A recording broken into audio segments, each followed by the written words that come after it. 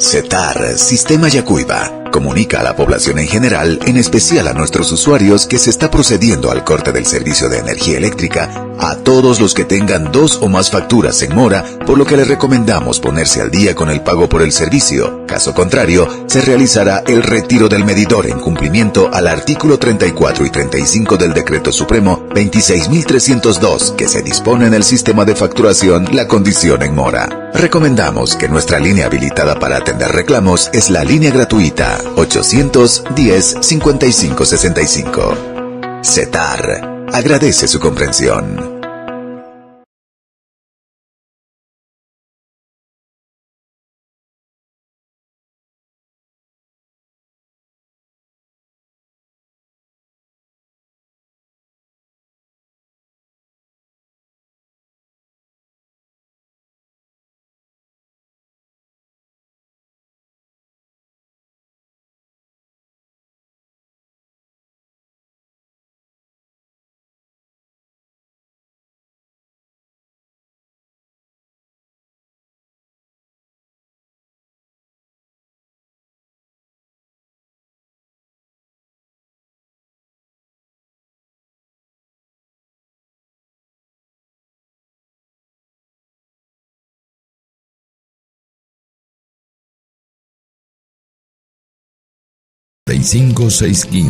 Diccionario del chaqueño no ilustrado, no dejar al alcance de los niños.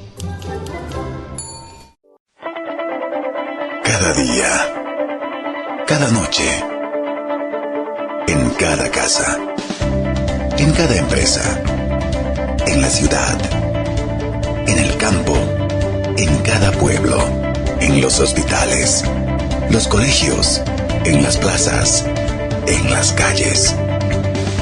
La energía eléctrica hace que todo sea posible. Por eso, CETAR trabaja comprometidamente, profesionalmente. Porque dar energía es cuidar la vida. Es sembrar futuro. Porque donde hay energía, estamos nosotros. Energía para un nuevo tiempo. CETAR, Sistema Yacuiba. Empresa supervisada y regulada por la Autoridad de Fiscalización y Control Social de Electricidad. Ahora, a continuación, presentamos el programa Conversando entre Amigos. Hay una cabeza que está decidiendo por ellos y lo que Espacio de radio producido para el diálogo sincero y espontáneo, la reflexión profunda, el debate intenso y el análisis de la realidad de Yacuiba, del Gran Chaco y del país. Esta conexión que pudiera haber. 120 minutos de conversación sobre temas importantes. Sean bienvenidos. Sean bienvenidos.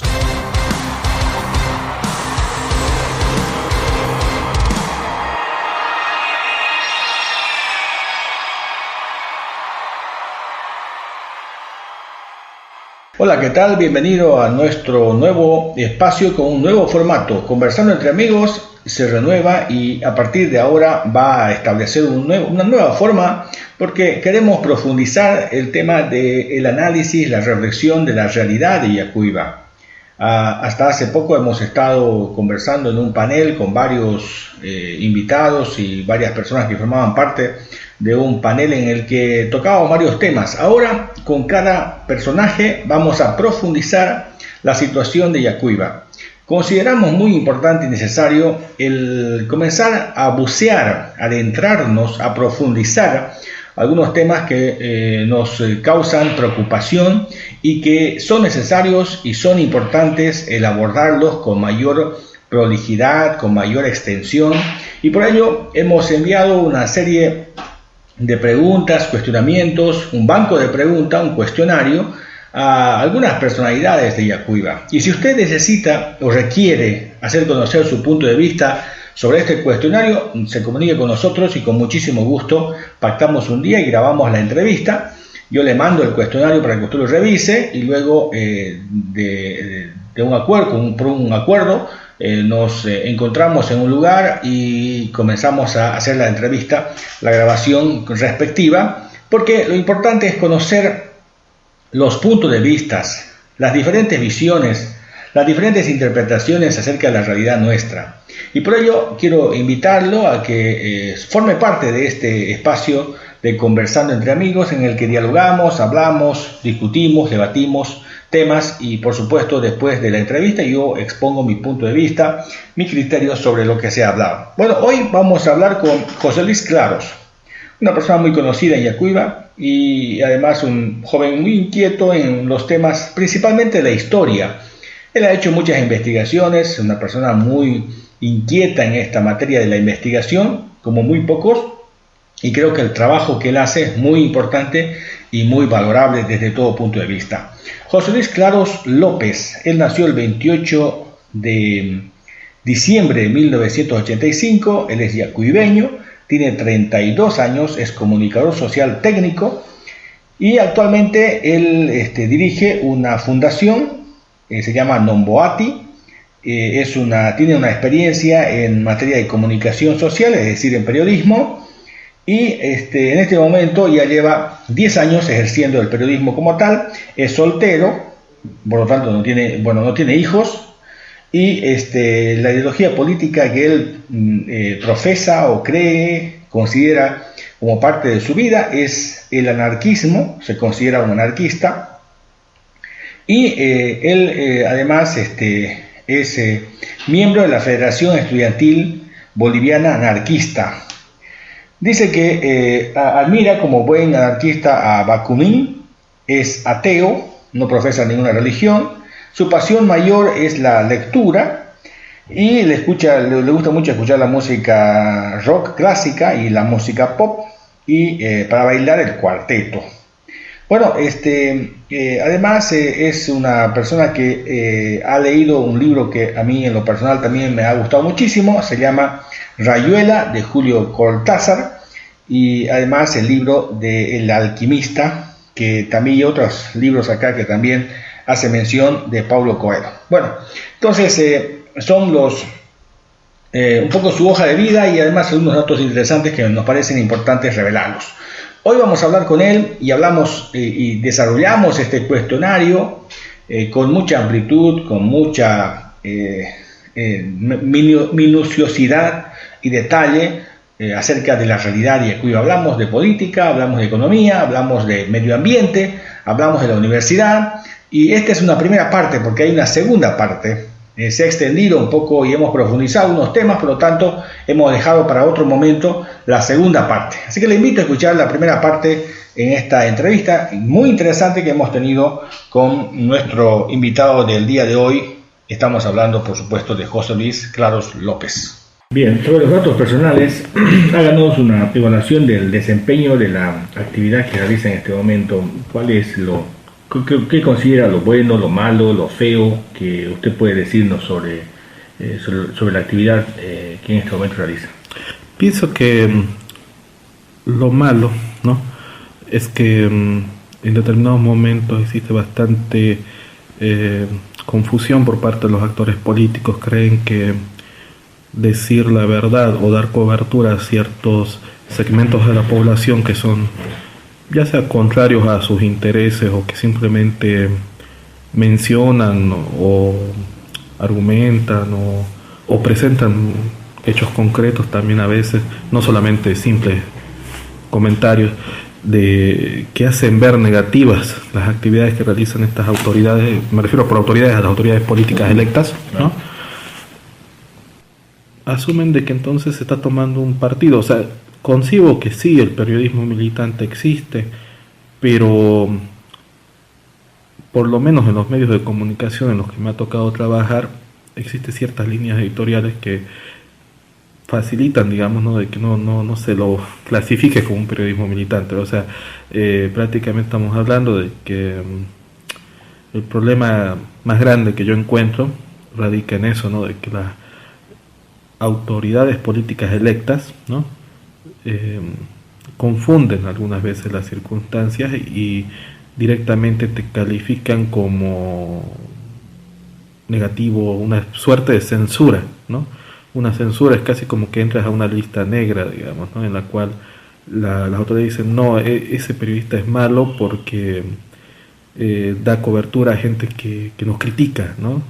y desde su perspectiva conciben, pareciera, de que los medios de comunicación tienen que hacer eco a sus relaciones públicas de ellos, ¿no? Es decir, tienen que reflejar únicamente lo positivo de la gestión sin llegar al punto de la crítica o de mostrar algo distinto, diferente, que pueda hacer notar o reflexionar a la población sobre el rol que actúan las autoridades. Es más, incluso en temas como, porque al fin y al cabo se vinculan todos los temas, como la seguridad ciudadana, el solo hecho de mostrar demasiadas notas negativas en temas de seguridad ciudadana es mal visto, digamos. ¿Por qué? Porque hace reflejar de que las autoridades no están invirtiendo lo adecuado en el tema de seguridad ciudadana, ¿no? Lo mismo sucede en educación, lo mismo sucede en salud. En esa lógica yo pienso de que lo más negativo de todo, ¿no?, es esa confusión que tienen las autoridades. Es decir, ellos creen desde el momento que son electos de que la gente los votó, son buenos y la gente les estima mucho, por consiguiente no tendría que haber una crítica negativa hacia ellos. ¿Qué es lo mejor que he aprendido en la vida? Bueno, a lo largo de estos años pienso que lo mejor que aprendí debe ser a tratar de no meter la pata 2 veces. Yo creo, o sea, pienso que eso es en concreto, porque uno sí comete errores, o sea, obviamente todos somos seres humanos, todos nos equivocamos. El único detalle no está que a veces por una cuestión de orgullo propio, digamos, uno tiende a no querer reconocer que ha cometido un error, ¿no? Lo más hermoso o bello que te haya sucedido. Producto de mi profesión, haber conocido muchas facetas de la vida de la población, o sea, relacionarme con aspectos humanos de la población, sensibilizarme sobre cuestiones humanas, ¿no? Que quizás desde otro ámbito laboral, ¿no?, no las podría reconocer tal vez, ¿no? Porque a veces el tecnócrata, ¿no?, en profesiones que son más complejas, tal vez más técnicas, ¿no?, tiende a no ver esos problemas, ¿no?, que hay en la sociedad, o tiende a no vincularlos, ¿no?, a no vincular los problemas con la sociedad misma, ¿no?, o con los factores que influyen dentro de la sociedad. En consecuencia, creen que, por ejemplo, las cuestiones económicas son producto de vaivenes y no tanto así de la influencia también, ¿no?, de los elementos que hacen a la clase trabajadora y otros segmentos de la población que tal vez se vinculan también con la clase trabajadora para poder generar, ¿no?, una suerte de estabilidad económica. Cuéntanos un poquito sobre su vida, su historia de vida, dónde nació, dónde estudió, por qué estudió esa carrera. Bueno, yo nací en la ciudad de Yacuiba, estudié acá en la ciudad de Yacuiba la primaria, la secundaria, ¿no? Siempre estuve vinculado al activismo militante, ¿no?, entendiendo el activismo militante desde la perspectiva de la defensa de los derechos de un sector que en ese momento yo representaba, que era el estudiantado. A lo largo de la vida siempre he estado vinculado al activismo político, se podría decir, desde una percepción ideológica formativa basada en mi ideología política. Yo soy anarquista, ¿no?, y hoy por hoy milito, por ejemplo, por estar todavía vinculado a la educación. Uno nunca deja de aprender, obviamente, ¿no? Nunca deja de aprender. Actualmente formo parte de un sindicato en el rubro, en el gremio en el que me desempeño, que es el periodismo. Estoy vinculado al sindicato de la prensa, radio y televisión, desde las bases, obviamente, no tengo un cargo directivo ahí. En lo que se refiere a la cuestión estudiantil, actualmente curso el tercer año de la carrera de Administración y Gestión Pública. Tengo un título académico de técnico en comunicación social, ¿no? Esa titulación, ¿no?, la obtuve hace algunos años atrás, ¿no?, en base también a mis otras actividades, ¿no? Tengo otros niveles de formación, me he desempeñado desde la óptica universitaria en la dirigencia estudiantil, ¿no? Es más, se podría decir que he sido dirigente estudiantil desde mis 15 años, ¿no? O vinculado a la dirigencia estudiantil, brindando asesorías y otras cosas más. Actualmente, como le decía, ¿no?, realizo esta suerte de activismo militante dentro del sindicato, trato de cumplir con mis obligaciones sindicales, ¿no? Que es hacer la vida sindical, ¿no? Acudir a las asambleas, a las reuniones, etcétera, ¿no? Pero concibo, ¿no?, de que todo lo que viene a ser el activismo político militante tiene que estar basado en una ideología. Por eso yo tengo una profunda raíz ideológica anarquista. Algunas personas en determinados momentos bueno, quizás que no conciben, ¿no? O sea, la cuestión está de diferenciar las ideologías, ¿no? Me han tachado de ser trotskista por ciertas radicalidades, ¿no?, en algunos criterios que he expuesto, pero no soy ni trotskista ni marxista, aunque sí escribo, ¿no?, algunos aspectos ideológicos, los respeto, porque uno de los principios básicos del anarquismo es justamente eso, ¿no?, de que todos llevamos un mundo nuevo en nuestros corazones y que ese mundo siempre está en constante crecimiento. ¿Has visitado alguna vez algún otro país? Sí, he estado en Paraguay y en Argentina. ¿Qué aprendió? ¿Qué le impactó? ¿O tuvo algún tipo de lección con esa visita? Realmente pienso que es la cuestión, como le mencionaba hace un momento, del ver la realidad social, o sea, cómo los problemas sociales son casi similares en todos lados, ¿no? O sea, existe una clase dominante que trata de ejercer presión sobre las grandes mayorías nacionales, tratando de prácticamente desviar, ¿no?, la atención de los problemas para, bueno, o sea, minimizarlos, ¿no? Mientras siguen en desatención los problemas o las causas de esos problemas, y tratan pues de no encontrarle una solución. Muchas veces incluso se podría decir de que los políticos viven de esos problemas, ¿no? O sea, mientras esos problemas existan, ellos pueden continuar argumentando de que están ahí para darles una solución, así no se la den, digamos, ¿no? Creo, ¿no?, de que esos problemas hacen de que al final esa máxima marxista, ¿no?, esa máxima marxista que dice que los trabajadores deben estar unidos, creo que es verdad, ¿no? O sea, las fronteras están ahí, son un dibujo, pero los problemas de los trabajadores son iguales en todos lados, ¿no? Hace unos años atrás, por ejemplo, un encuentro o la lectura que realicé de las conclusiones de un encuentro internacional del movimiento zapatista en México, los actores que participaron coincidían pues que los problemas que tenían, ya sea en Corea, en Sudáfrica y en otros lugares, tenían factores comunes, ¿no? Y esos eran los problemas con las transnacionales, con las grandes corporaciones, con los empresarios, ¿no?, con aquellos que son una minoría y que lucran del trabajo, de la fuerza trabajo, ¿no?, sin tratar de darle las condiciones de igualdad, ¿no?, y respetando los demás derechos de la clase trabajadora. En ese sentido pienso de que las fronteras están ahí y que las luchas son iguales en todos lados. Sobre lo público, ¿cuál es tu opinión sobre la política como actividad, como ordenadora de la sociedad? ¿Cómo ves tú a la política como actividad, no como partidos políticos ni como políticos?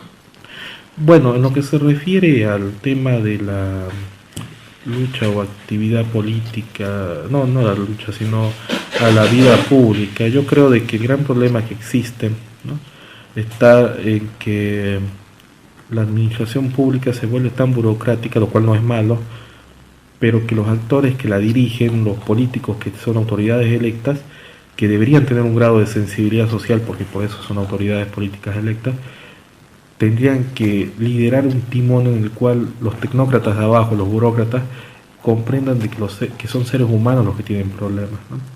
En esa lógica yo pienso de que el gran problema que hay en la administración pública es que ese aparato total, porque los actores políticos que las dirigen a las instituciones son parte de ese aparato político total, al final terminan olvidando de que vienen del pueblo y que son parte del pueblo, ¿no? Y por consecuencia hacen de que la maquinaria en sí burocrática siga siendo burocrática y pierda más sensibilidad aún, ¿no? Lo mismo sucede, pienso yo, hasta dentro de la misma universidad. O sea, se olvidan los problemas sociales o la razón de ser de la institución en sí, ¿no?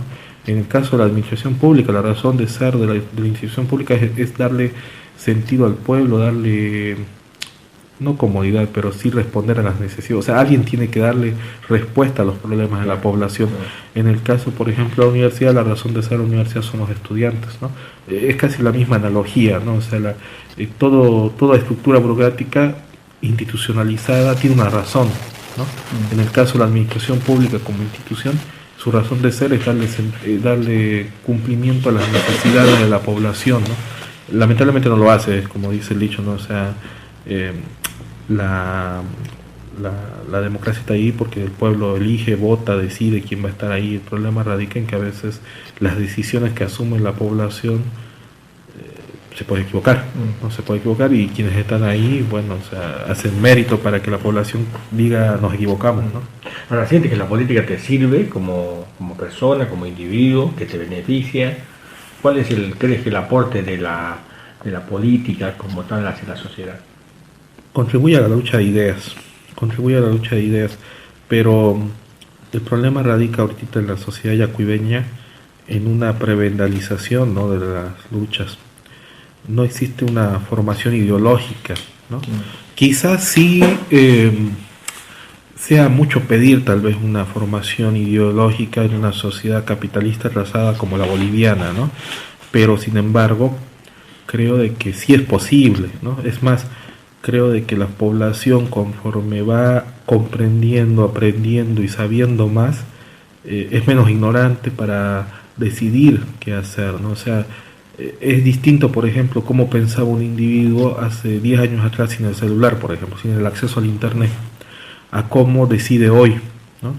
Hoy las decisiones que toman los individuos, la sociedad en sí en su conjunto, difiere bastante de cómo lo habría tomado una decisión hace 10 años atrás sin tener acceso a la información, ¿no? Por eso pienso yo de que también existe esa confusión por parte de autores que creen que mientras más cosas malas se dicen de ellos, la gente no los elige o no los va a votar.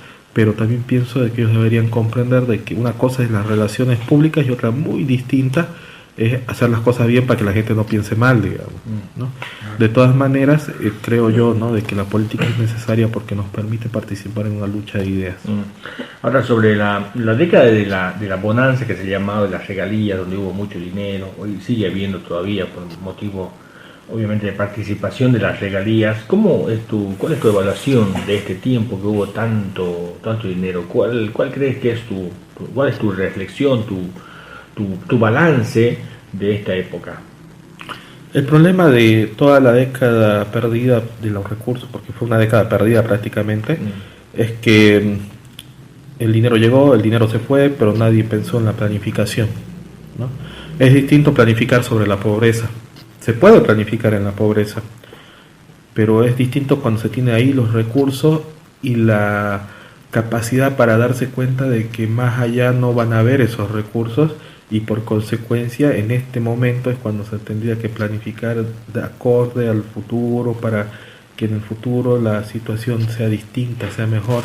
Lamentablemente, pero las clases políticas dominantes en su momento no supieron tener la capacidad de planificar. Es muy distinto gastar a planificar, ¿no? Gastar puede gastar cualquiera, hasta un retrasado mental puede gastar su dinero si lo tiene ahí, digamos. Se puede ir y comprar por un boliviano lo que vale 100, digamos, ¿no? Pero no se trata de gastar por gastar, se trata de saber planificar, digamos, ¿no? Y para la planificación sí se requiere conocimiento. Creo yo de que el gran problema que se pasó es que se dio prioridad a un discurso político, ¿no?, de imagen, en el cual se trataba de hacer ver que todo estaba bien, que se podía estar mejor incluso, pero desgraciadamente se puede estar mejor se basa en la planificación. Y si ese estamos bien se está basando en el despilfarro, obviamente no va a haber planificación, ¿no?, porque la planificación se basa en el uso adecuado de los recursos, ¿no? Es más, yo creo que sí es cierto una frase que ha dicho cierto político local, no recuerdo en este momento el nombre completo, pero de que la planificación ha estado alejada de la mente de los actores políticos, ¿no? O sea, los actores políticos en Yacuiba, la clase política, lamentablemente no tuvo una formación política.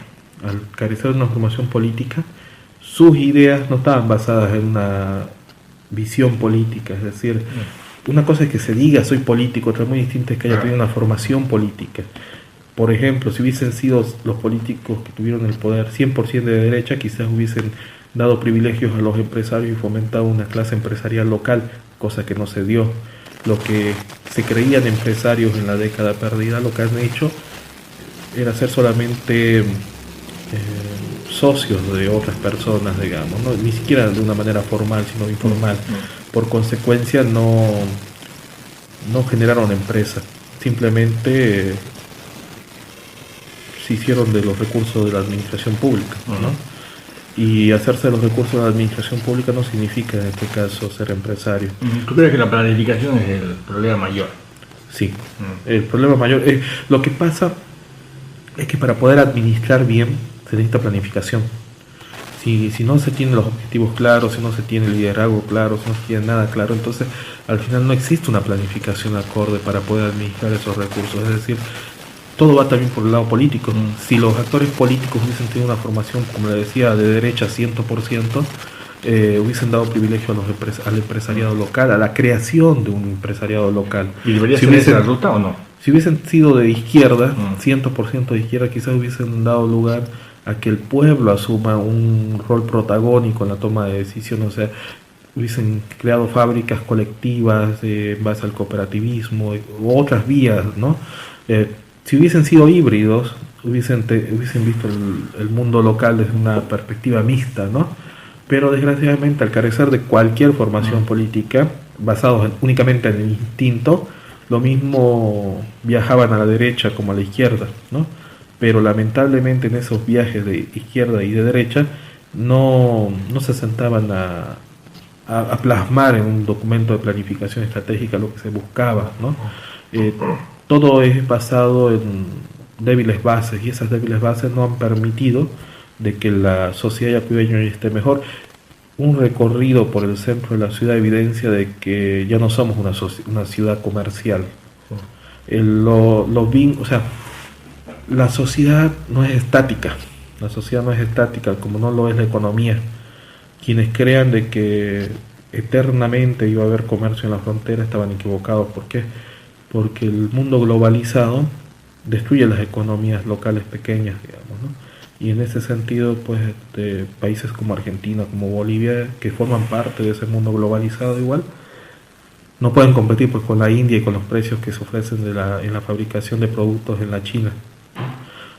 Por lógica y por consecuencia, pues esos vaivenes hacen de que la sociedad estática no sea así, y hay fronteras muertas. O sea, el hecho de vivir en una frontera no significa de que esa frontera constantemente tenga un flujo comercial porque estamos en frontera, digamos, ¿no? Puedo darte muchos ejemplos de fronteras muertas, ¿no? Que siempre han estado muertas y que van a seguir estando muertas por siempre, digamos, ¿no? ¿Por qué? Porque es así, pero también hay ciclos económicos, y lamentablemente los ciclos económicos no han sido aprovechados en su debida dimensión por los actores políticos que han tenido la dicha o quizá la palabra exacta sea el privilegio, porque tampoco es dicha, es el privilegio, porque la población, y eso debería entender el funcionario público o el actor político en todo caso, no está ahí por su cara bonita, está ahí porque el pueblo le dio la oportunidad de servirle. No es mandato, ¿no? Es un mandato. Ahora, enfocándonos en los recursos que llegaron al gobierno municipal, ¿tú crees que estos recursos que llegó por diferentes fuentes, lógicamente, le ha servido para beneficiarle al ciudadano? ¿O se ha cambiado en algo la vida del ciudadano yacuibeño?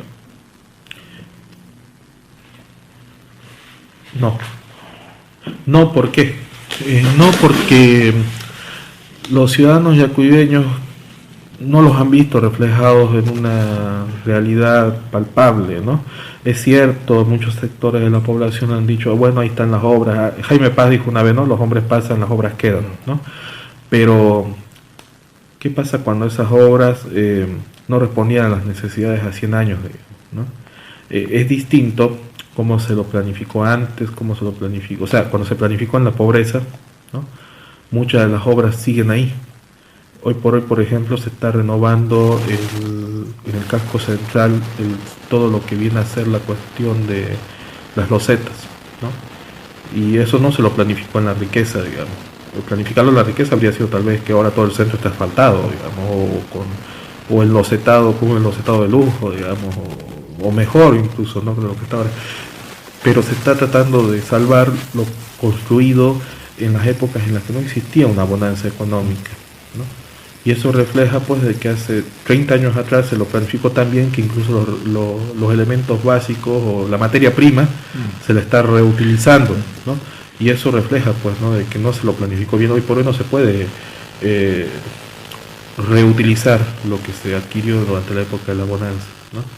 ¿Por qué? Porque la misma sociedad capitalista hace que los bienes de consumo no sean perecederos, no sean eternos, digamos. O sea, más bien la sociedad capitalista hace de que si hace 10 años o hace 100 años lo que se construye tiene que durar 200 años, hoy lo que se construye tiene que durar solo 5 años. ¿Por qué? Porque se tiene que destruir y volver a construir, ¿no? Quizás, como le digo, el gran problema ha sido de que la clase política no ha comprendido, no ha tenido una formación política adecuada. O sea, han sido una clase política y gobernante, pero lamentablemente no han tenido la capacidad de poder plasmarlo en obras concretas, ¿no?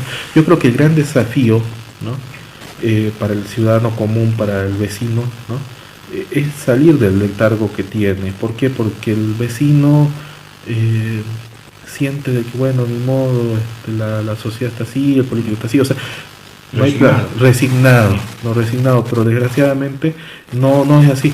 O sea, se puede hacer mucho con lo poco, pero el problema es que nadie lo pide, claro, ¿no? Y nadie se pone en el papel de estar molestando para que se haga. Ahora, en este análisis, ¿qué se ha hecho bien? ¿Qué crees que hay algo que los políticos, que tú llamas clase política, ha hecho algo bien en esta década de bonanza, donde hubo mucha plata?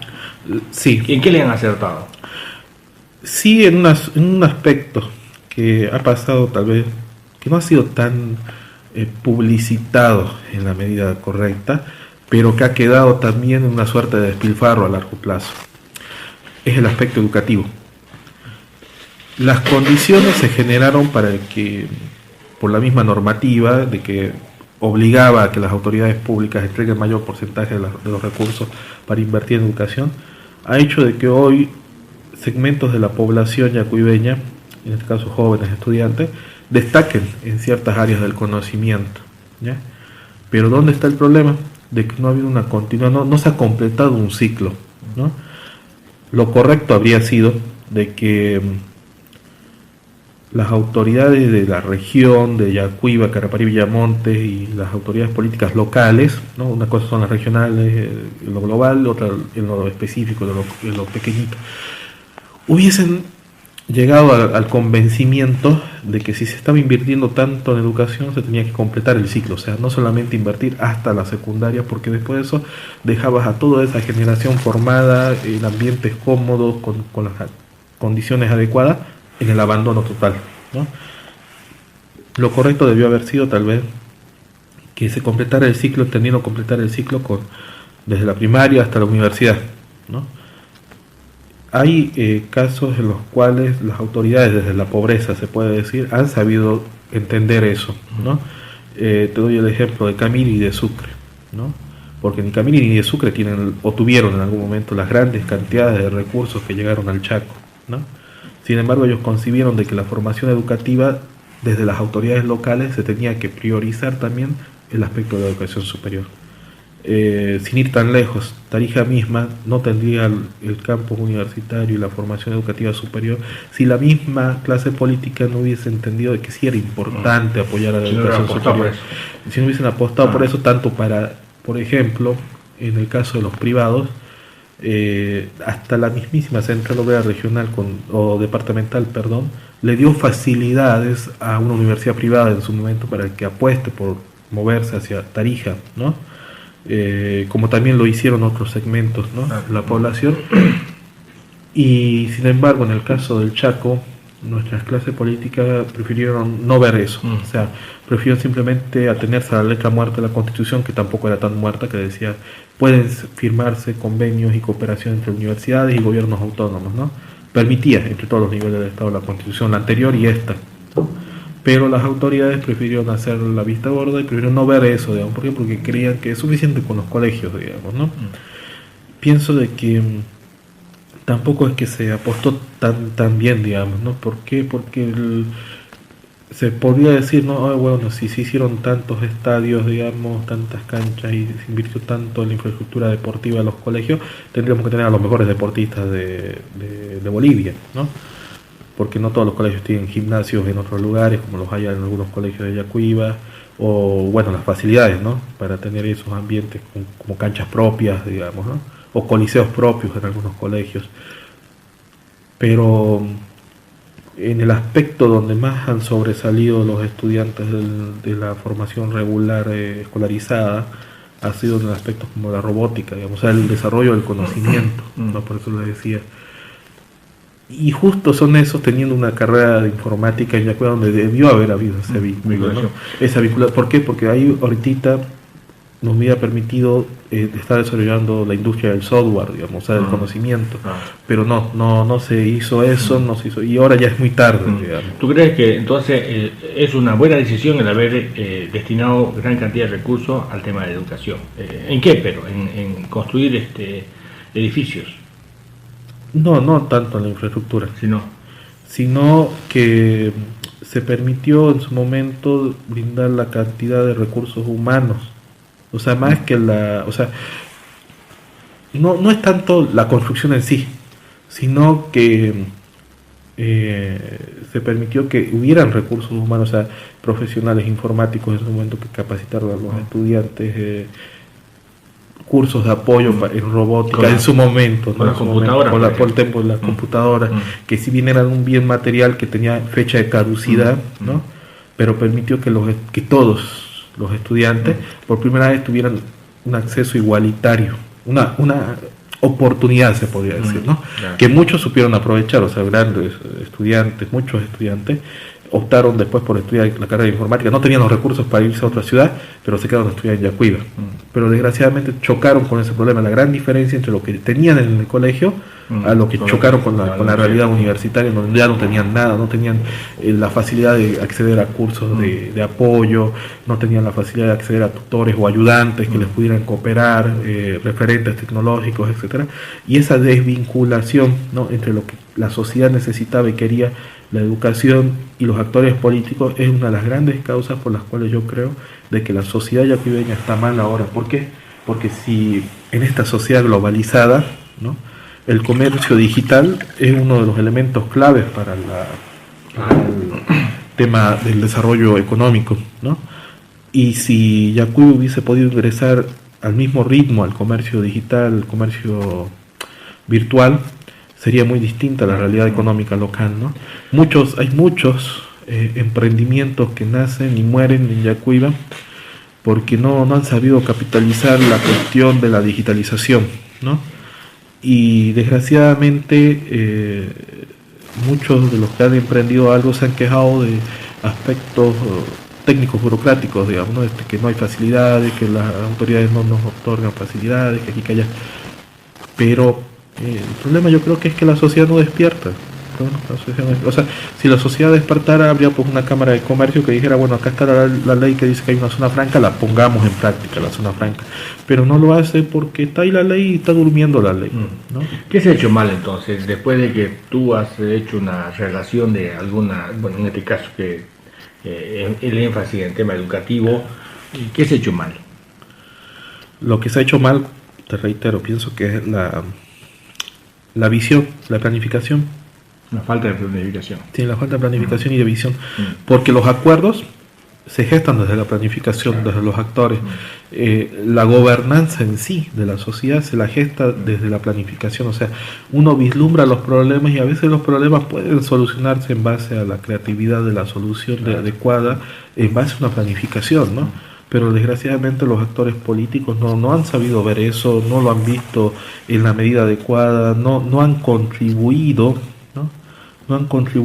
a solucionar los problemas de la sociedad. En lugar de solucionar los problemas de la sociedad, a lo que se han dedicado, ¿no?, es a poner parches, ¿no?, parches momentáneos, y los parches momentáneos lamentablemente no son la solución a largo plazo de los problemas. Más bien el parche, si es pequeño, mañana va a ser más grande, ¿no?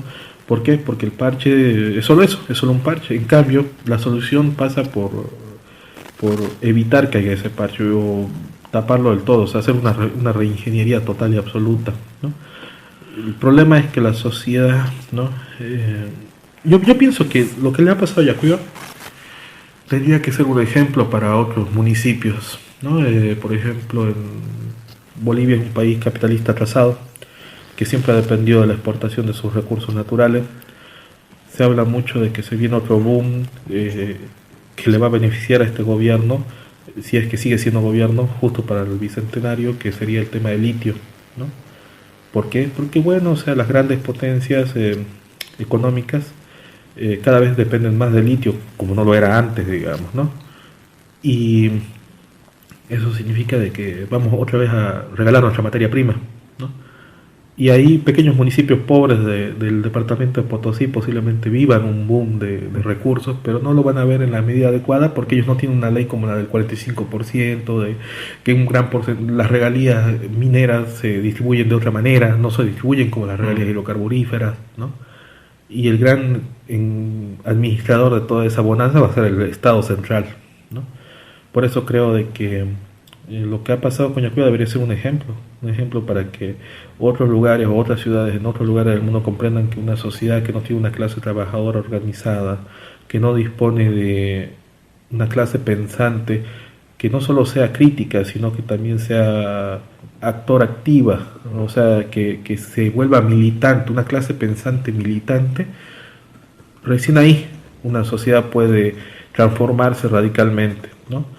Yo creo de que Yacuiba puede ser un lugar no solo bonito para vivir, sino también puede ser un lugar mejor, puede tener las facilidades que pueda tener, pero desgraciadamente mientras su clase trabajadora no está organizada, mientras la clase pensante no sea solamente crítica, sino también militante activa, es decir, que no solamente haga parte de la lucha de ideas, sino que también participe activamente en la lucha de calle. Y por último, de que la sociedad, esa sociedad civil, ¿no? Porque una cosa es la clase trabajadora, otra la sociedad civil, que la sociedad civil comprenda de que estando callada no va a solucionarse las necesidades que tiene. El centro de Yacuiba, por ejemplo, pareciera que no tuviera dirigentes de barrio, o sea, a diferencia de otros barrios, por ejemplo, ¿no? Y el centro de Yacuiba representa un porcentaje grande de la población, ¿no? Pero lamentablemente es una de las zonas más olvidadas. Puede ser de que la gente crea, no, el centro es el centro, pero yo pienso que el centro es la zona más olvidada del pueblo. ¿Y por qué es el centro la zona más olvidada del pueblo? Porque si uno recorre las calles del centro, ¿no?, de noche va a encontrar que hay más focos apagados, parpadeando que en los barrios, ¿no? Y si uno recorre las calles del centro va a encontrar más basura que en los barrios, o sea, en las zonas alejadas, ¿no?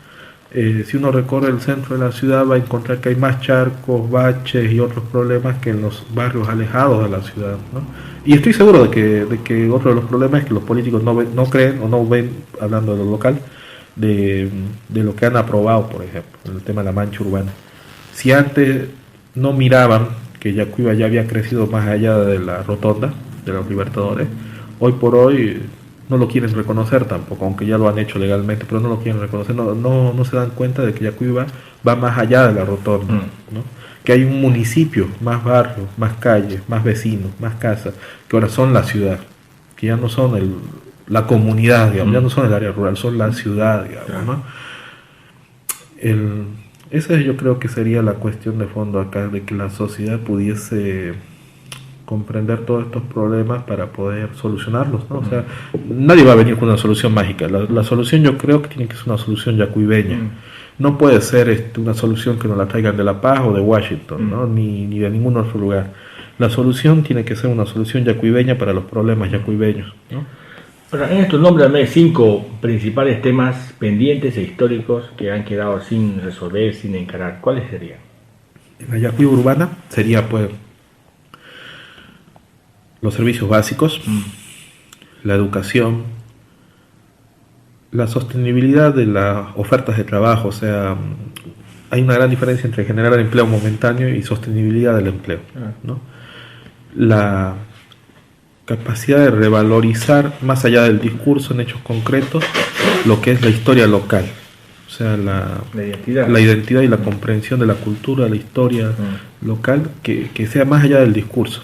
Y por último, es la cuestión esta, ¿no?, de transformar a la administración pública en algo más que una masa tecnócrata que no ve los problemas de la sociedad. O sea, sensibilizar al tecnócrata, al funcionario, al servidor público, hacer que comprenda que no está ahí porque obra y gracia del Espíritu Santo, sino de que está ahí porque tiene que servir a alguien, y en este caso tiene que servir al pueblo, no al que está arriba de él, sino al que está debajo de él. Ahora, ¿se puede identificar de este fracaso que tú llamas de la clase política, quiénes son los responsables del despilfarro, del fracaso, de este tipo de no haber encontrado solución y haber creado unas bases que permitan el desarrollo? Los actores políticos. Los actores políticos fueron en las dos veredas, las autoridades y los opositores. El oficialismo y la oposición tienen la culpa. No es solamente decir toda la culpa es del que tuvo el poder y lo ejerció mal.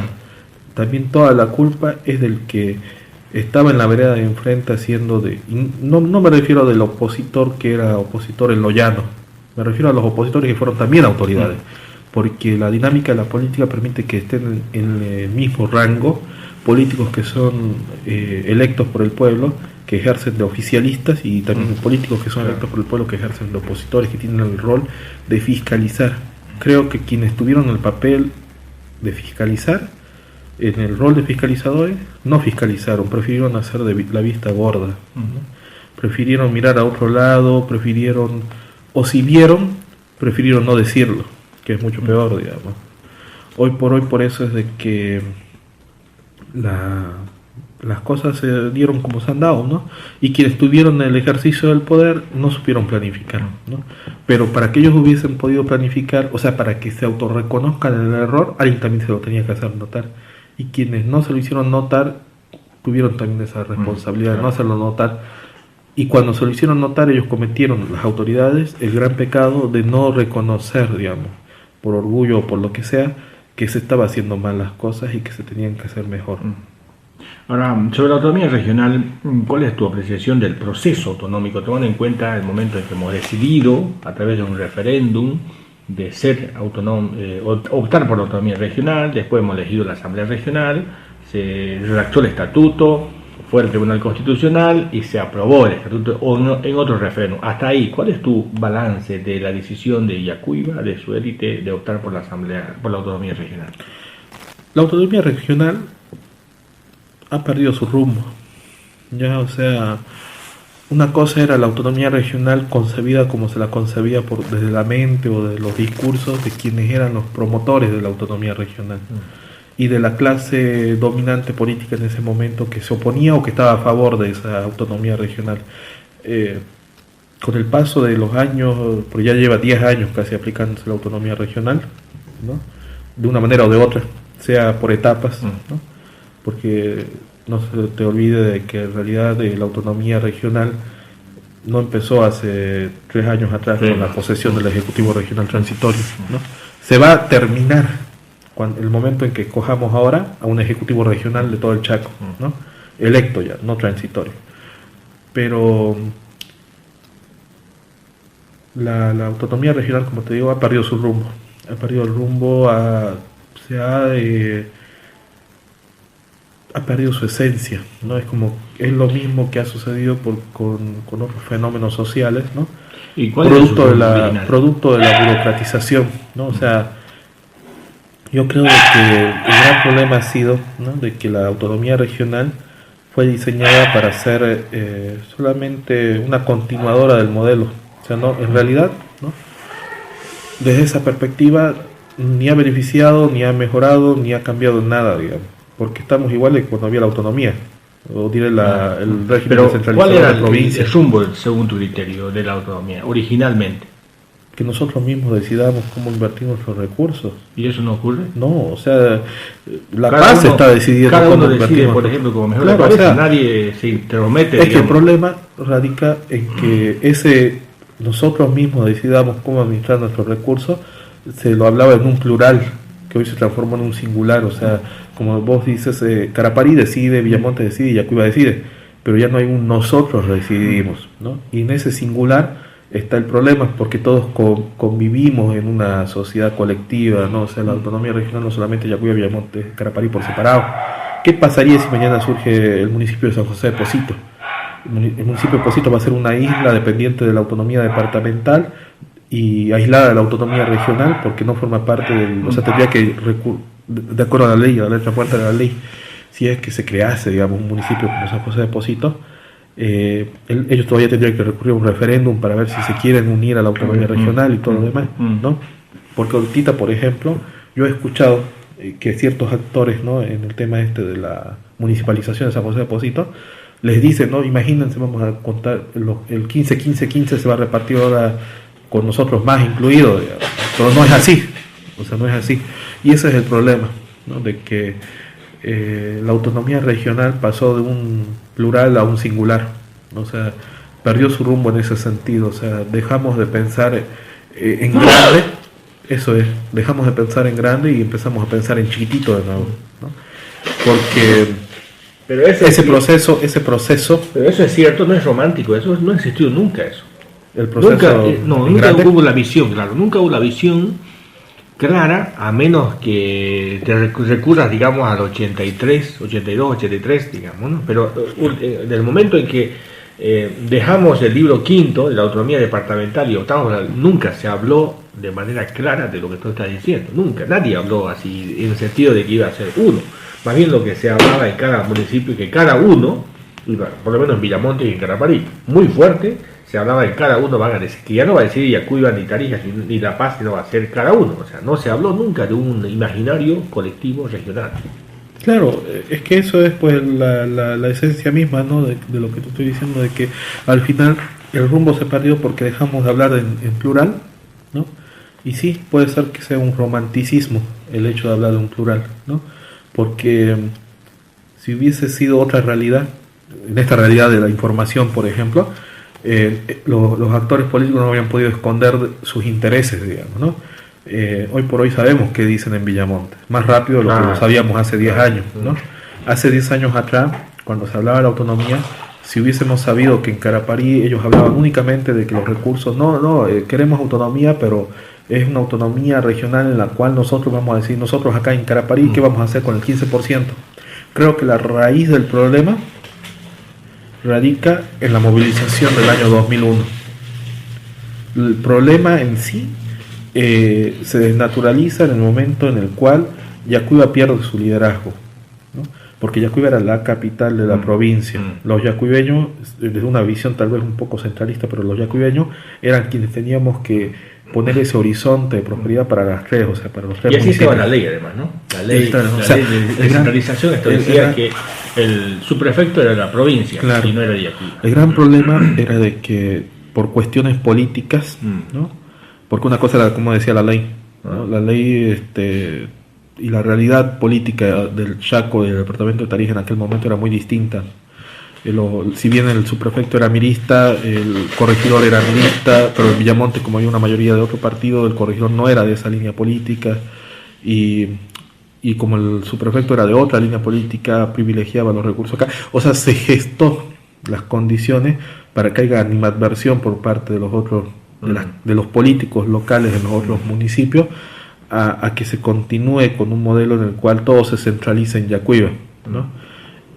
Y el centralismo, visto desde la lógica del centralismo, es malo, es cierto, pero entonces no se debería haber hablado pues de una...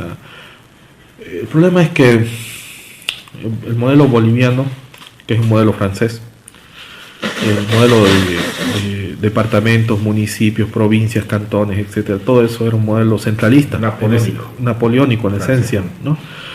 Y ese modelo era bueno para una realidad política del siglo XIX, cuando estaba en peligro la unidad de la nación y todo lo demás, pero era distinto y diferente a la realidad política del siglo XX, claro, ¿no? Entonces yo creo de que y después se lo mantuvo, porque seamos sinceros, fue por romanticismo, igual que se mantuvo la realidad política administrativa boliviana, ¿no? De departamentalizaciones, ¿no? De departamentalización. Porque si hubiésemos sido más tecnócratas, menos románticos y más tecnócratas, como pasó en la reforma constitucional peruana o chilena, digamos, se hubiese dicho, bueno, necesitamos regionalizar y las regiones van a estar formadas por municipios, y se disolvieron los departamentos, digamos, ¿no? Como ha pasado en Chile, digamos, ¿no? Se construyeron regiones porque se necesitaba construir las regiones, ¿no? Para que las comunas estén más conectadas entre sí y mejor. En el caso peruano, se disolvieron los departamentos porque no era necesario un segundo nivel, y se profundizó el tema directamente de las autonomías, por así decirlo, ¿no? De las autonomías regionalizadas, ¿no? Potencializando lo local, ¿no? En el caso boliviano se avanzó con la participación popular. Esa era la vía, yo creo. O sea, yo creo que la Constitución debió haber sido una confederación de municipios, por así decirlo, o en una visión así, ¿no? Yo creo que la Constitución no debió haber hablado de que los 9 departamentos son indivisibles, para siempre, digamos, ¿no? Lo que se debió haber dicho es, bueno, sí, bárbaro, somos benianos, pero también soy trinitario. Yo creo que Trinidad tiene más importancia que el beninismo, digamos, ¿no? El Beni puede ser una esencia, pero lo importante ahorita en este momento, yo creo, es la de disolver los departamentos. Eso es lo que se debió haber hecho en la Asamblea Constitucional. O sea, una radicalización. Muchos hablaban de la regionalización, ¿no? O sea, de dividir el país en 4, por ejemplo, en función al piso ecológico. La parte andina, la parte de los llanos y la parte oriental. Claro. ¿No? Una idea, digamos, ¿no? 4 regiones grandes, macro regiones grandes, y punto. Y desaparecen los departamentos y de abajo los municipios. Pero ahí se privilegió las cuestiones de los políticos. No, obviamente. Los políticos. El presidente dijo en la Asamblea Constituyente, entran 9 departamentos y salen 9 departamentos. Listo, ya estaba la cosa hecha. O sea, entonces, ¿para qué la Asamblea Constituyente? No, claro. Tiene sentido. Entonces, ahí se distorsionó todo. Fue una gran oportunidad la Asamblea Constituyente de reformar esto. Porque tenemos... El pacto social que se gestó con la reforma constitucional del 2009, a diferencia de otros momentos históricos, de otras realidades, de otros continentes, digamos, con el caso español, los pactos sociales que se hicieron en España permitieron una estabilidad política hasta ahora, que ahora España, por ejemplo, en base a esos acuerdos de la Moncloa y todo lo demás, hoy está en un laberinto, digamos, ¿no? Porque el pueblo quiere medidas radicales de izquierda. El problema es que la clase política no se las deja, no se las permite, no permite que haya un giro radical hacia la república, por ejemplo, ¿no? Y acá en el caso boliviano, pero eso pasa un ciclo, o sea, para que llegue ese momento final en que el modelo colapse, porque el modelo español está colapsando, ¿no? Ha pasado un ciclo de 70, casi de los años 70, 80, 90, son casi 50 años que han pasado, medio siglo, para que haya llegado a ese punto. En caso boliviano, en menos de 10 años, el pacto social no aguantó lo que aguantó el pacto republicano. El pacto republicano del año 1825 nos aguantó hasta 1900, cuando hubo otro pacto que, si bien no pasó por una reforma constitucional, pero sí hubo un pacto social basado en la derrota de unos y la victoria de otros, ¿no? En la sangre derramada por quienes creían en un modelo de país y quienes creían en otro modelo de país cuando concluyó la Guerra Civil Federal, ¿no? Y si bien fue traicionado y todo lo demás el concepto federal, aún así el modelo republicano persistió hasta otros 100 años aproximadamente. Estamos 100 y algo años aguantó ese modelo, esos pactos sociales, incluyendo ese espacio del 52 donde se volvió a reformar el pacto social, ¿no?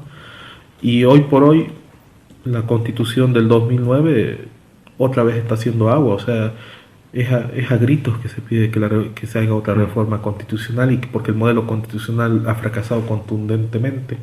La politización de todos los niveles y todo lo demás. Lo que se ha hecho hoy en Bolivia es lo mismo que ha pasado en México, o lo que pasó con el bipartidismo. Si hoy por hoy ganara una tercera fuerza las elecciones en los Estados Unidos, que lo permite su constitución, no podría hacer cambios porque el modelo es bipartidista. En el caso mexicano, el modelo monopólico del PRI y de sus aliados ha hecho pues de que hoy por hoy AMLO no pueda gobernar tampoco, ¿no? Y lo mismo está pasando en Bolivia. O sea, si mañana ganase un político de otra tienda, de otra línea ideológica, el modelo político ¿no? Va a ser de que quien gane no va a poder gobernar tampoco, porque la estructura del país está basada en un modelo monopólico de un partido político, de un solo partido político. El MAS ha hecho lo que ni el MNR en su momento pudo, la hegemonía del partido único. O sea, el MNR se inspiraba en el PRI tratando de replicar eso en Bolivia, crear un partido único. Pero el MNR nunca tuvo la capacidad de imponer eso, porque imponer eso significa hacerlo por la vía autoritaria, ¿no?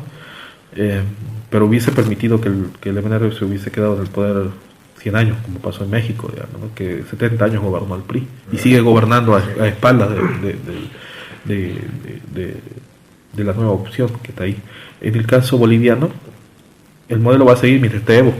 O sea, el día que Evo se muera, porque en algún día se va a morir también, porque el ser humano no puede vivir para siempre, el día que el presidente muera, se va a acabar esa visión autoritaria de poder, pero va a ser reemplazada por otra visión autoritaria de poder. Quizá desaparezca el MAS como un MAS, pero va a ser renovada, ¿no?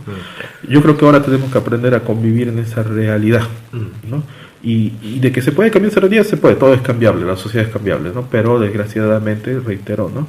Creo que el modelo regional boliviano, o el modelo en este caso regional en el Chaco, ha fracasado por eso, porque se distorsionó en el tiempo, se distorsionó completamente en el tiempo, y no existe una centralización, y esa carencia de centralización es que hace que no haya planificación.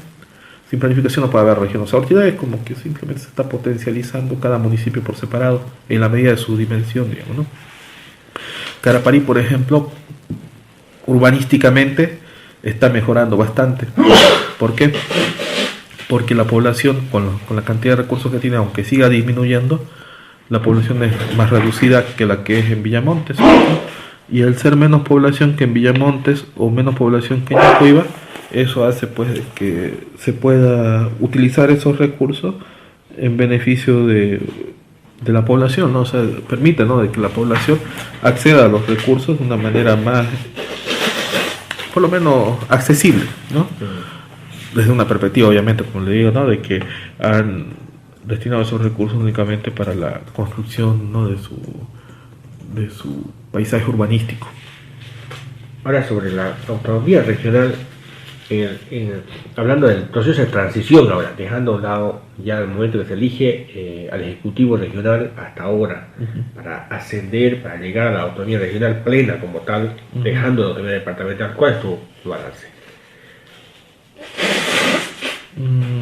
Creo que el problema ahí está pues también en esa falta de planificación, porque se prefirió, digamos, ¿no?,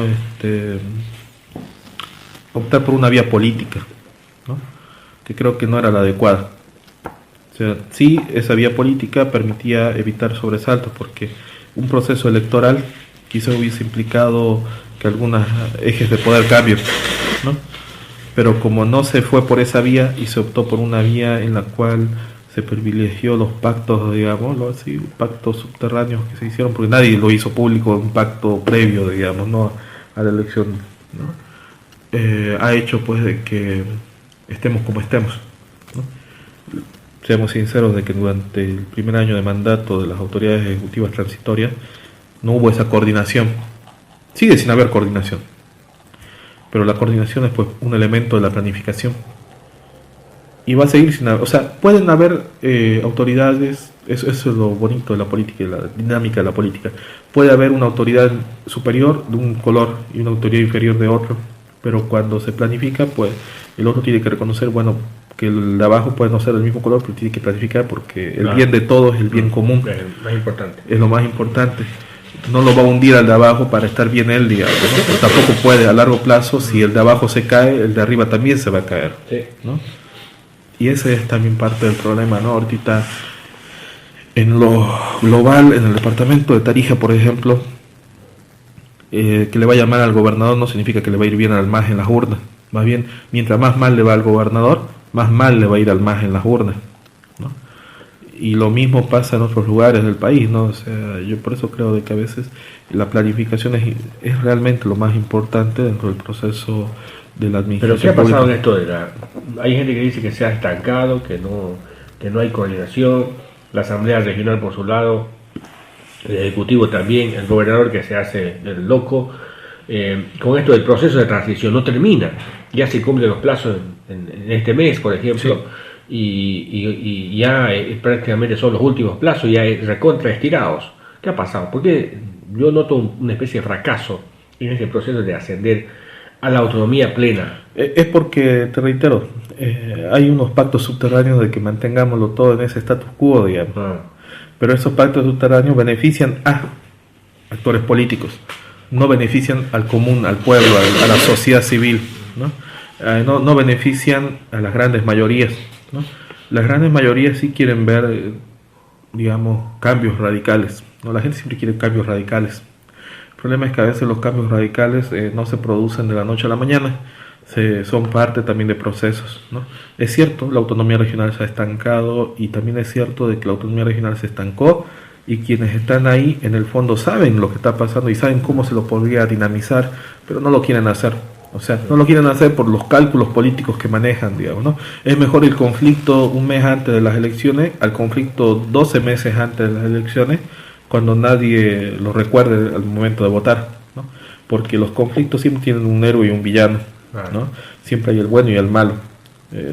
Y en este caso también puede haber el feo, digamos, ¿no? Pero siempre hay un héroe y un villano, y en este caso el héroe tiene que ser pues aquel que va a ir a tratar de llevar todo el agua posible a su molino.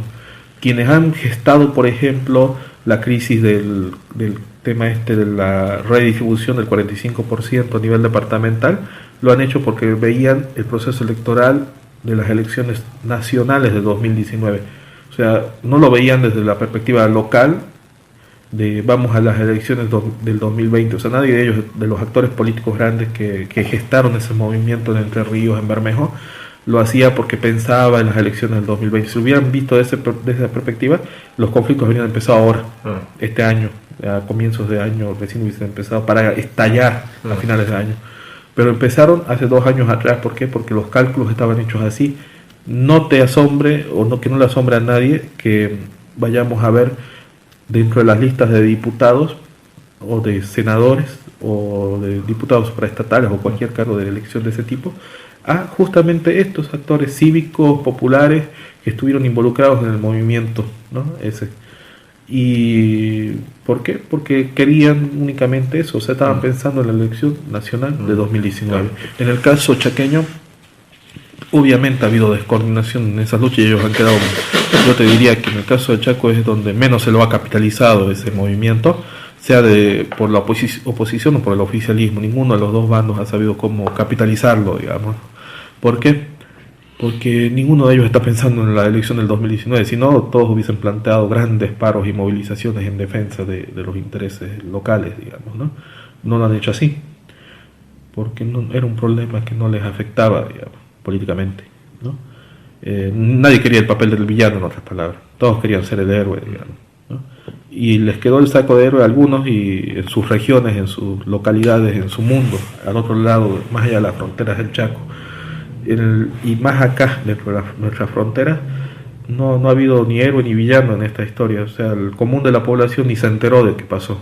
Es más, claro, puede ser, nosotros somos gente que está involucrada mucho en el tema mediático, en el tema comunicacional, en el tema político, y quizá en nuestros entornos mucha gente sí lo sabe, sí conoció el problema, sí se preocupó, pero el común de la población no lo entendió, ni lo comprendió, ni supo la gravedad, ni lo vio venir, ni lo vio irse tampoco el problema, ¿no? En esa lógica es también parte del problema del estancamiento. El estancamiento político actual es producto de eso, de esos acuerdos subterráneos que se han hecho, que han deslegitimizado el proceso autonómico regional, que lo han hecho perder su rumbo. Yo creo que ese rumbo ya no se lo va a poder recuperar, ¿no? Yo creo que ese rumbo más bien ha demostrado de que la autonomía regional ha fracasado como un modelo. Si mañana o pasado hay un nuevo pacto social, una nueva reforma constitucional, estoy seguro de que las autonomías regionales van a quedar en el olvido y en el pasado, y se va a dar privilegio a las autonomías indígenas originarias campesinas. Esas autonomías parece que desde su cosmovisión sí han tenido más importancia, más apoyo por lo menos, ¿no? Porque tiene un factor de unión, ¿no? Exacto. Por ejemplo, te doy un caso: la autonomía indígena originaria de Charagua lo ha permitido revitalizar hasta las mismas identidades locales, incluso más allá de la visión indígena originaria, o sea, del común del ciudadano criollo, mestizo, blanco, digamos, ¿no? Del que no se identifica como indígena originario, le ha permitido revalorizarse, e involucrarse, volverse a involucrar en el andamiaje político local. ¿Por qué? Porque comprendieron de que unos cuantos estaban tomando decisiones y que la autonomía indígena originaria y campesina de una manera u otra les estaba permitiendo por fin tener voto y palabra dentro de la toma de decisiones. En esa lógica, y lo mismo ha estado pasando en otros municipios donde se ha implementado la autonomía indígena originaria, creo que eso ha sido un gran avance del proceso constitucional de 2009. ¿Tú crees que ha fracasado la autonomía regional? Sí. Y va camino al fracaso. Claro, o sea, obviamente, o sea, la autonomía regional yo creo que se ha terminado de hundir porque los políticos la han terminado. O sea, hay un aspecto en la autonomía regional que creo que es importante, digamos, hacer notar. La autonomía regional, antes de plasmarla en un estatuto, antes de crear las figuras ejecutivas, cuando solo existía la asamblea regional como ente máximo de la región, permitía que distintas voces se escuchen, ¿ya? Yo creo que esa autonomía originaria, esa primera autonomía, la de la asamblea regional, fue más democrática que la segunda autonomía, que esta autonomía. Sí es cierto, las autoridades, desgraciadamente por esos vacíos de la norma, descubrieron de que podían saltarse a la asamblea regional y que podían ir directito a la asamblea departamental y hacerse aprobar todo ahí, y ya no lo requerían del nivel de abajo. Pero también ahí fue un problema de que la autonomía estaba coja en muchos aspectos, que no se lo pensaron al plasmar la ley. Si la ley hubiese sido más estricta, la 017, la ley complementaria, les hubiese obligado a los ejecutivos regionales a acudir a la asamblea regional, quizás el modelo autonómico regional hubiese funcionado si en lugar de haber una figura ejecutiva como máximo órgano de decisión, el ejecutivo nunca hubiese existido como tal y se hubiese plasmado que sea la asamblea regional el ente de decisión, o sea, que el presidente de la asamblea regional sea la MAE de la región, y que como ha sucedido como sucede en los modelos autonómicos indígenas, es decir, la asamblea regional hubiese sido el ente donde las voces se escuchen, y el líder de la asamblea regional, el presidente que es elegido por esas voces, sea la máxima instancia de decisión, ¿no? Porque al ser un órgano colegiado permitía la igualdad de todos, o sea, de los tres hermanos, por decir así, más los otros tres hermanos indígenas. El problema ahorita es de que tienes una autonomía regional donde la MAE va a ser electa por todos, porque eso dice no en la norma, pero donde esa MAE no toma decisiones todos los vecinos, no gobierna en todos. Reina, pero no gobierna. Reina y no gobierna. Entonces, lo correcto habría sido que esa MAE o toda esa estructura burocrática de las secretarías y todo lo demás hubiesen dependido del presidente de la asamblea regional y de la asamblea regional, no así de escoger una autoridad ejecutiva, porque la autoridad ejecutiva ahorita es solamente un burócrata más, que no toma ni decide ni hace, digamos, ¿no? Yo pienso que tal vez esa debió haber sido la vía, además de que el modelo proporcional sí permite que las voces de ambos sectores, oficialismo y oposición, estén sentados en el mismo lugar, en las mismas condiciones. En las mismas condiciones. Tal vez eso era el modelo autonómico correcto, ideal para el Chaco, pero ya no. O sea, ya no, porque es muy tarde, porque se necesitaban los recursos de ese momento, porque no se puede construir nada sin plata. Y la autonomía regional se basa en la plata de los hidrocarburos que ya no hay. O sea, tarde o temprano, y no sé por qué es que los políticos no lo dicen, pero tarde o temprano toda la burocracia se va a acabar también. Porque a diferencia de antes, cuando el subprefecto era pagado por el TGN, cuando la secretaria de ese subprefecto era pagada por el TGN, cuando la subprefectura tenía esos recursos que llegaban directamente de La Paz, que provenían de los recursos departamentales, ahí se podía hablar de que, bueno, pueden pasar 500 años, pero mientras haya plata en todo el Estado, proveniente de todos los impuestos, y va a seguir habiendo esos cargos. Pero ahora todos los cargos dependen de una misma fuente de financiamiento, que es recursos hidrocarburíferos, no son presupuestos tejidos, o sea, viene de las regalías, o sea, la autonomía regional se maneja con la plata de las regalías. Se acaba la plata de las regalías. Una fuente agotable. Es una fuente agotable. O sea, se acaba es como que toda nuestra burocracia es un campamento petrolero. En esa analogía yo creo que estamos. Toda nuestra burocracia es un campamento petrolero. La burocracia de Villamonte, de Caraparí, de Yacuiba, son una burocracia que bien podría ser un campamento petrolero. El día que se acabe el gas, ese campamento se tiene que levantar. Va a quedar tal vez la infraestructura, van a quedar los recuerdos, pero esa gente se va a tener que retirar, digamos, ¿no? Y cada vez se lo ve más, porque mientras van agotándose los recursos, ya, digamos, por ejemplo, sin tan lejos de la realidad local, el Ejecutivo Regional de Yacuiba ya no puede tener los 300 consultores como lo tenía Marcial Rengifo, o 400 creo que dijeron en una ocasión que habían funcionarios públicos en el gobierno regional cuando estaba Marcial. No recuerdo bien la cifra, pero mencionó entre 300 y 400. Y se lo notaba pues en los desfiles, ¿no? O sea, cuando pasaba, por ejemplo, la delegación del gobierno regional del Ejecutivo Marcial Rengifo, era un monstruo largo de gente que pasaba y desfilaba. No pasa lo mismo con el municipio.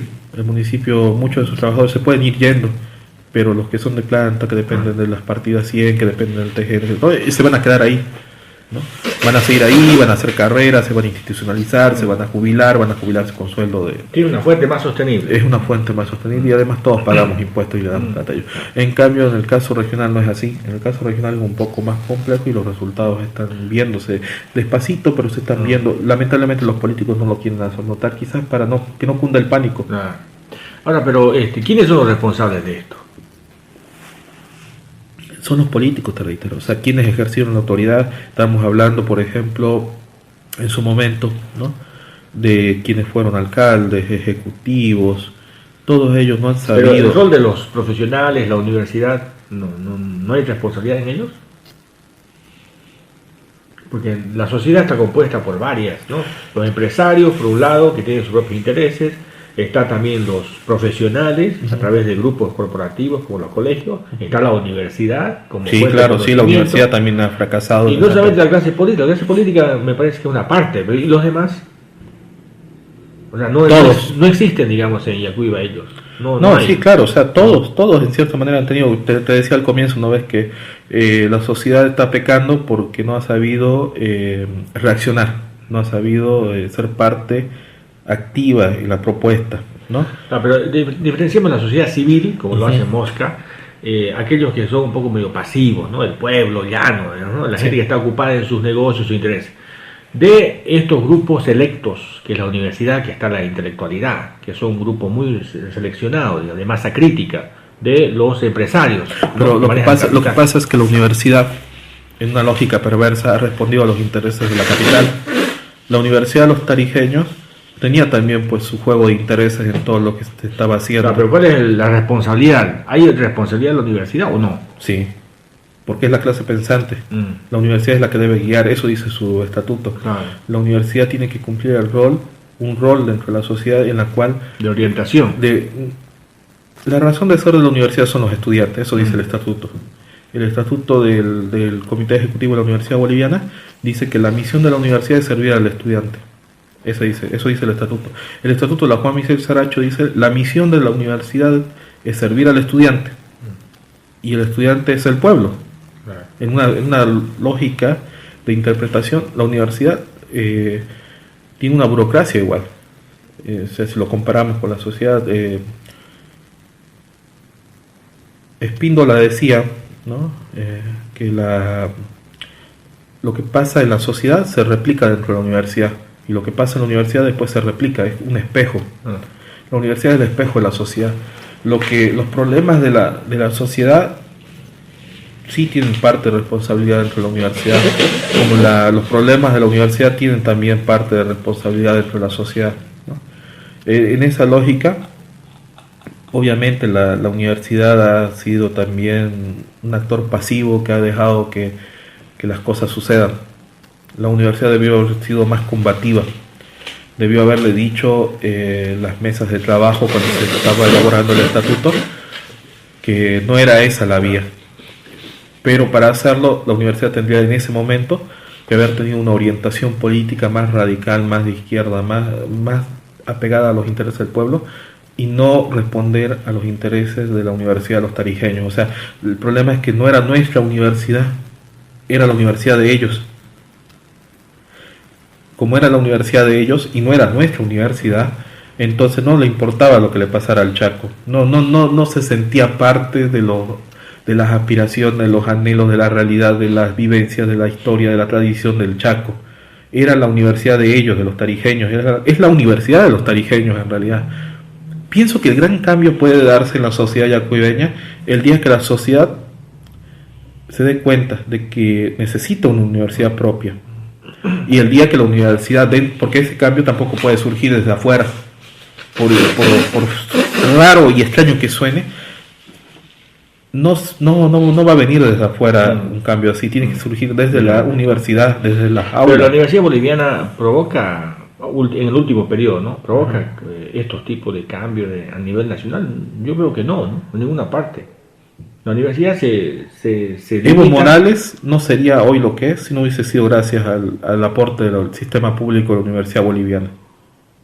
Las grandes marchas que se organizaron en la década finales de la década del 90 encontraron un gran aliado, no solo de movilización, sino de difusión y apoyo de sus ideas en el movimiento universitario estudiantil, ¿no?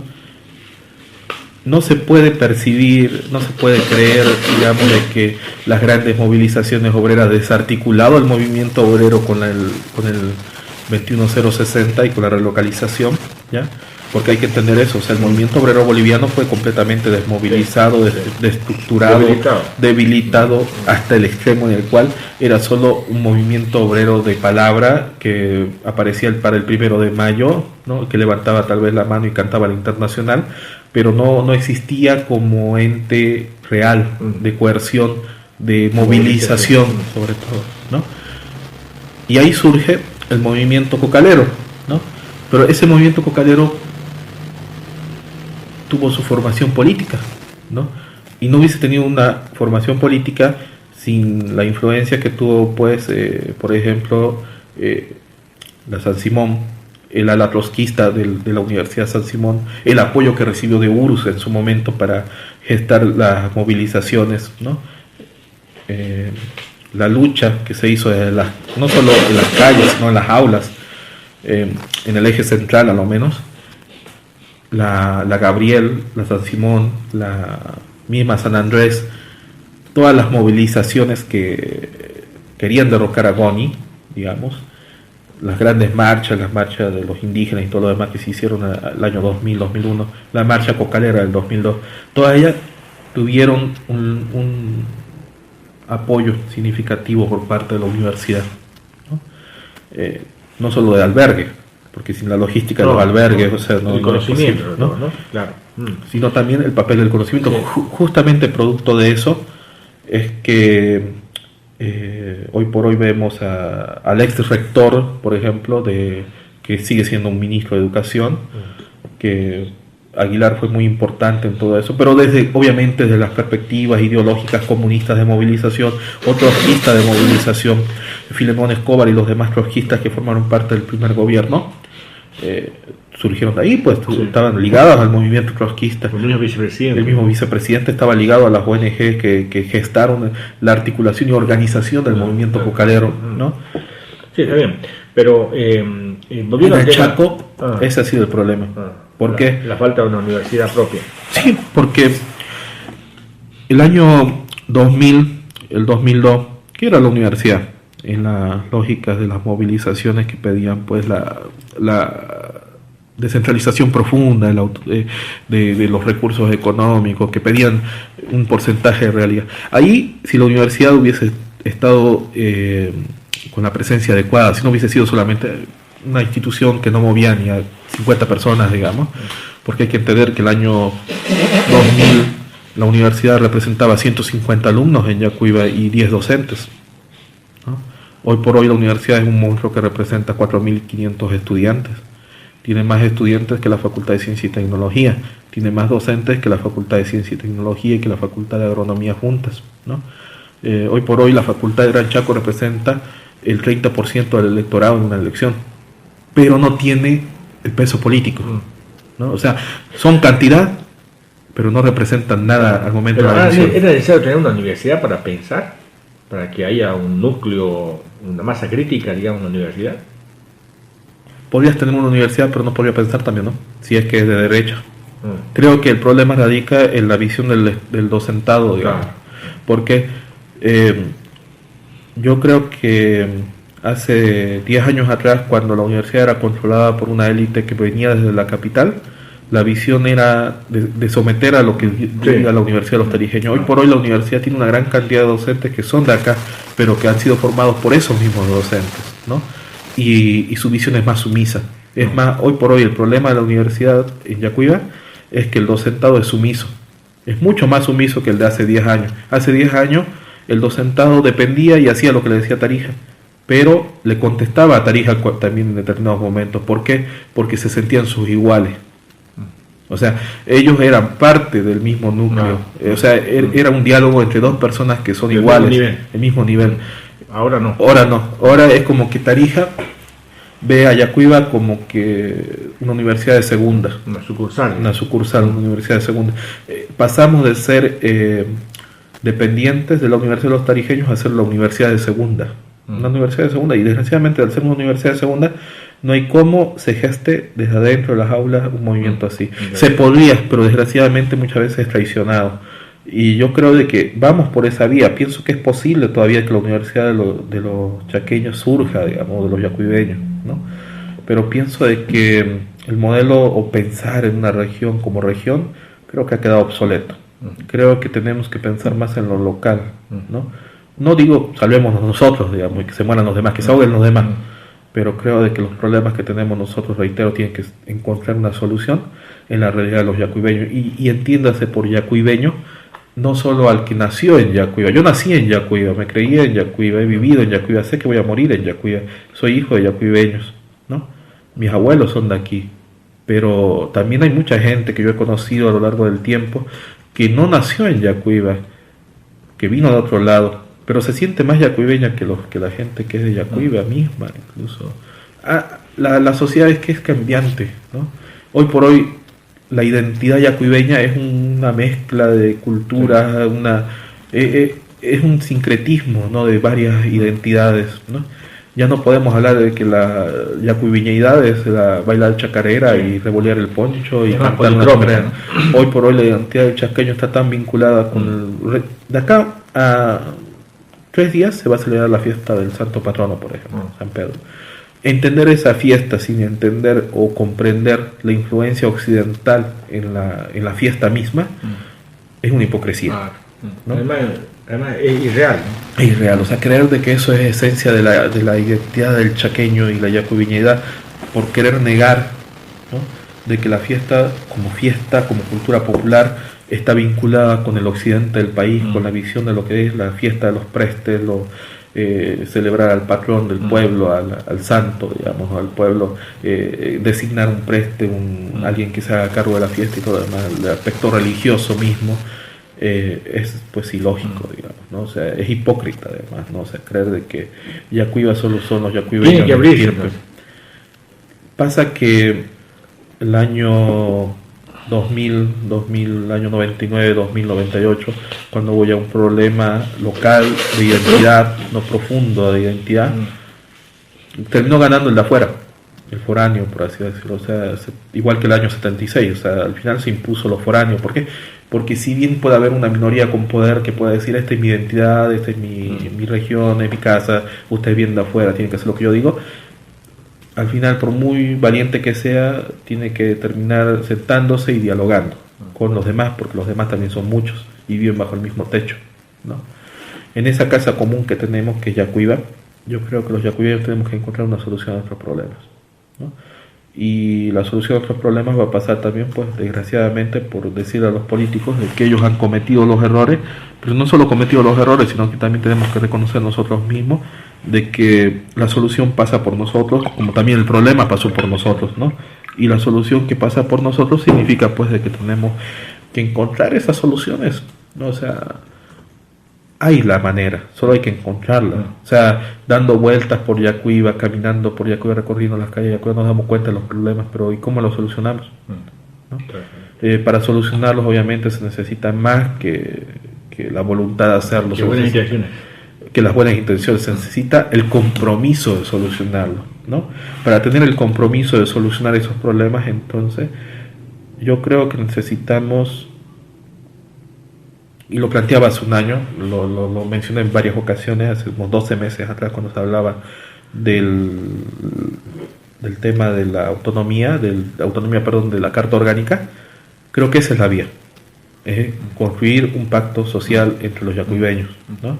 Es en una Carta Orgánica donde tendríamos que construir ese pacto social, donde no participe solamente elegidos a dedo, sino o autoridades, concejales que decidan por todos los demás.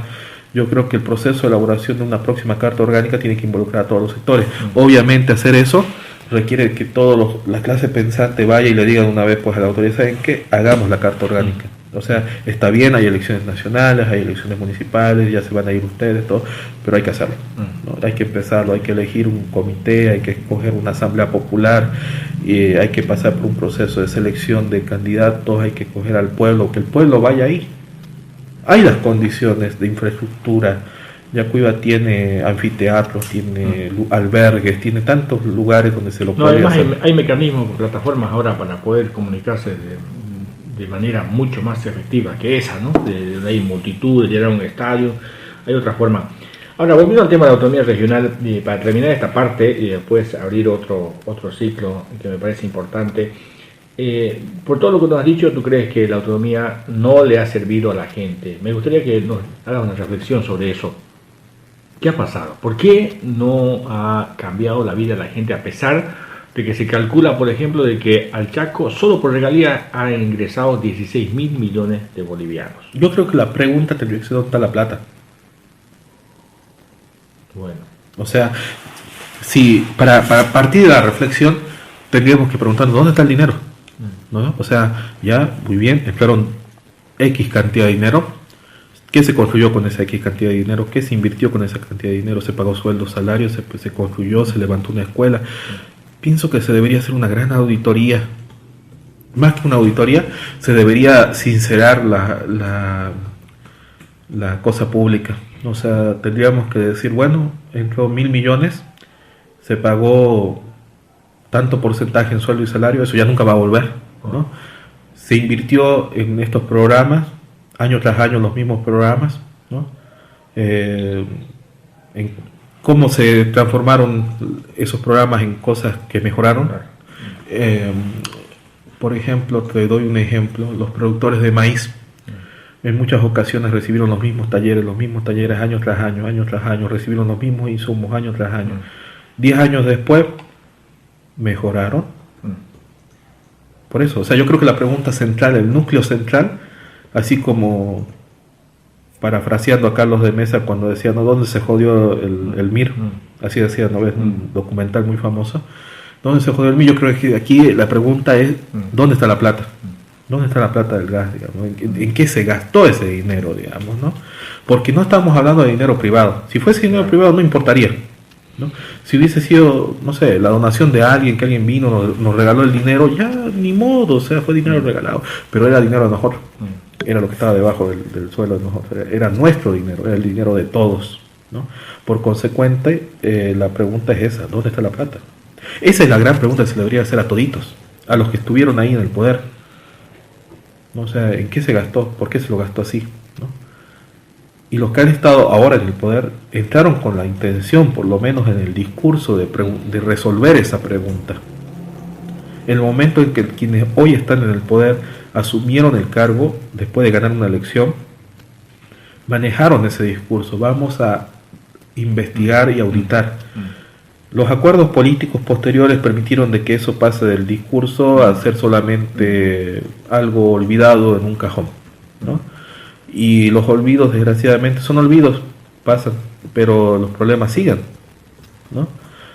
Hoy por hoy el problema es que no sabemos cómo salir de la crisis. Estoy seguro, o sea, no estoy diciendo busquemos un culpable y guillotinemos, lo llevemos a la plaza y le cortemos la cabeza. No estoy diciendo eso, sino que si sabemos dónde está el error, por lo menos ahora que nos toca administrar la pobreza, sabremos pues cómo corregirlo. O sea, a lo que yo voy, no con esa pregunta de dónde está la plata, es que en el futuro tendríamos que preguntarnos siempre eso. O sea, ahora nos toca administrar la pobreza. Si tenemos 100, dentro de 10 años tenemos que saber que esos 100 los invertimos en algo, ¿no? Y que los 100 invertidos en ese algo están ahí, digamos, ¿no? O sea, están ahí, yo los puedo ver, tal vez todavía estoy viendo, veo la cocina, veo la casa, veo la construcción, mejoré en algo gracias a esa construcción, ya no pago el alquiler, digamos, ¿no? Así yo creo que vamos a poder cambiar si la sociedad empieza a autopreguntarse, ¿no? Es parte también del proceso planificativo. Hacernos ese tipo de preguntas es parte del proceso planificativo, es parte del proceso comunicativo también. ¿Por qué? Porque estamos preguntando es una de las preguntas, es el dónde, es el por qué, es el cuándo, ¿no? Yo creo que mi reflexión profunda podría ser esa. No voy a citar un pasaje de la Biblia, obviamente, pero yo creo que esa sería mi reflexión. Creo que la pregunta es ¿dónde está el dinero? ¿Dónde está la plata?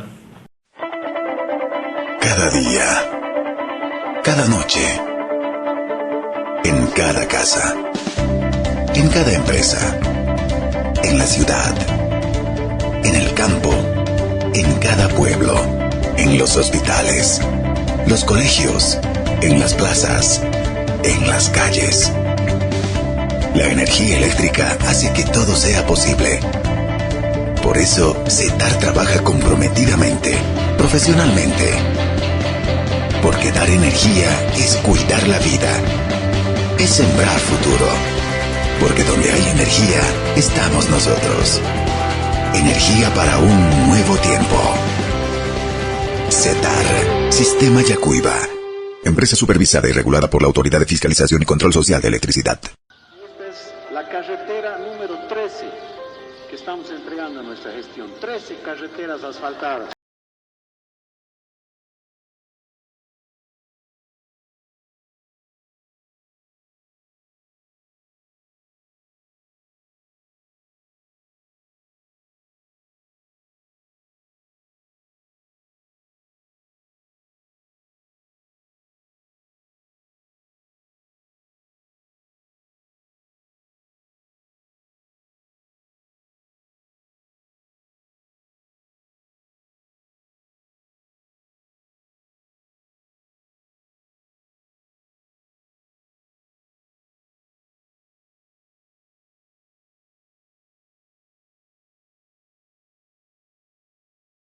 Y nos permiten vender nuestros productos, y así paso a paso se está viendo que Tarija puede y se recupera. Ya está a la venta el diccionario del chaqueño no ilustrado, sin fotos de políticos porque se logró con recursos propios. Un poco en broma y un poco en serio, las opiniones vertidas no representan la creencia del lector ni su trauma infantil. Muestra el hablar y forma de ser del chaqueño. Personas sin sentido del humor, abstenerse. Diccionario del chaqueño no ilustrado, para usar cuando no se necesite, sirve para no servir, posee la sagrada utilidad de lo inútil, pero aún con lo inservible, acaba con el aburrimiento. Cómprelo, gratis, no causa el mismo efecto. Compras y reservas 711-95-615. Diccionario del chaqueño no ilustrado, no dejar al alcance de los niños.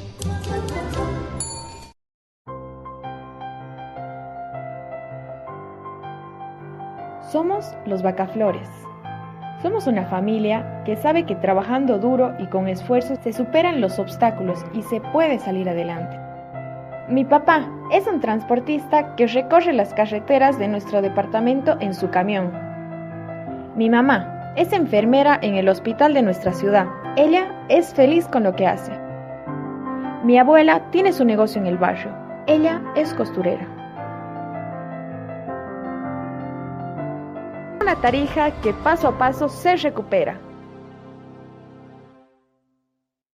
CETAR, Sistema Yacuiba, comunica a la población en general, en especial a nuestros usuarios, que se está procediendo al corte del servicio de energía eléctrica a todos los que tengan 2 o más facturas en mora, por lo que les recomendamos ponerse al día con el pago por el servicio. Caso contrario, se realizará el retiro del medidor en cumplimiento al artículo 34 y 35 del Decreto Supremo 26.302, que se dispone en el sistema de facturación la condición en mora. Recomendamos que nuestra línea habilitada para atender reclamos es la línea gratuita 810-5565. CETAR agradece su comprensión. Ya está a la venta el diccionario del chaqueño no ilustrado, sin fotos de políticos por